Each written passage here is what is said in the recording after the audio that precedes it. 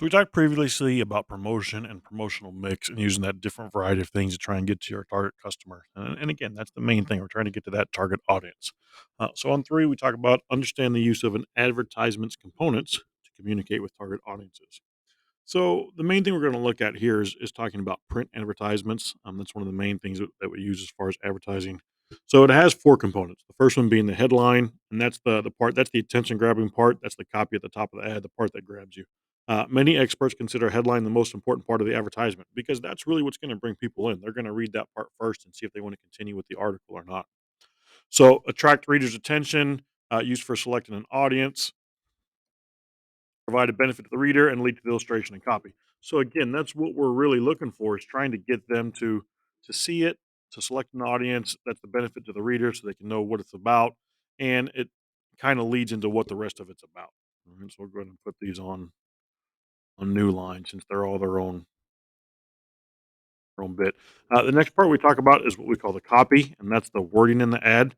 So copy is the written selling message. So what's going to be the written part of it, the text. Directly expands on the information, the headline, or the product shown in the illustration.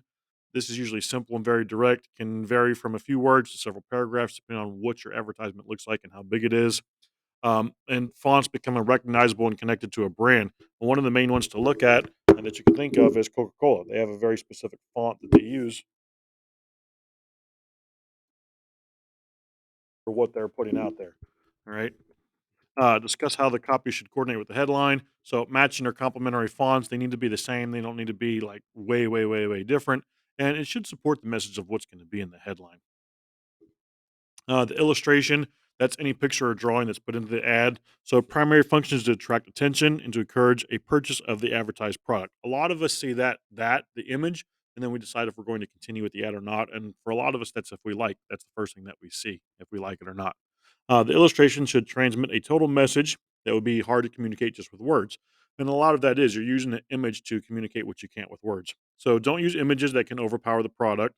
Don't use images that have no clear connection to the product. Make sure it has some tie into it.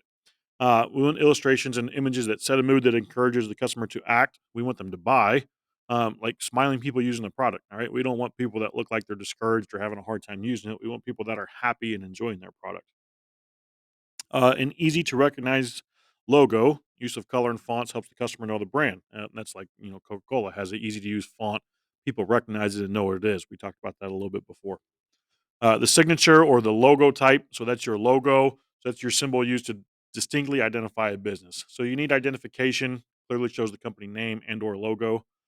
Usually that consists of one or more of the following: the signature, the logo, might include their name, address, phone number, map, website, any of that can be included, but typically it's just going to be that image, that logo. We talk about the layout where each of the parts of the ad are positioned. So the look of the ad can remind the customer of your brand. A lot of ads might have the same layout from the same company. So effective branding requires close coordination of all the parts of a promotional campaign. So we want it to catch the eye of the reader, catch their attention, encourage the person to read and act just from the layout alone. So what we're looking to avoid here is white space. We don't want empty areas of the ad used to help emphasize other parts of that. We don't want a lot of white space. All right, the absence of content. We don't want too much of that because that takes away from what it is, and we're paying for that size and that space. So we're going to try and use as much of it as we can. Effective use, it can greatly add to the content of both photos and text. The goal is to present the text in a readable and economic format. Sales are promoted through quick visual summaries made using a visual code in which white space plays a dominant part. So be careful with white space. It can be good and it can be bad. One of the things that we'll talk about is color really does have an impact. We associate color with a lot of different things. There's a lot of research, and this is a whole nother conversation about how colors are associated with different things. So this was a cool website. It has some of the different colors and the meanings that are associated with them and talks about that a little bit. We look at red with heat or energy, passion, love, orange, yellow, green, blue. As you can see, all the different colors are all associated with something. And that might not be for everybody and it might not be every time, but in general, that's kind of how we work with colors. We associate them with different moods. You can also use colors to hint at the product. The theme of the movie can kind of use different colors to kind of set the tone for what the mood, set the tone and the mood for what the movie is going to be about. And usually you're going to try and use colors that support the brand.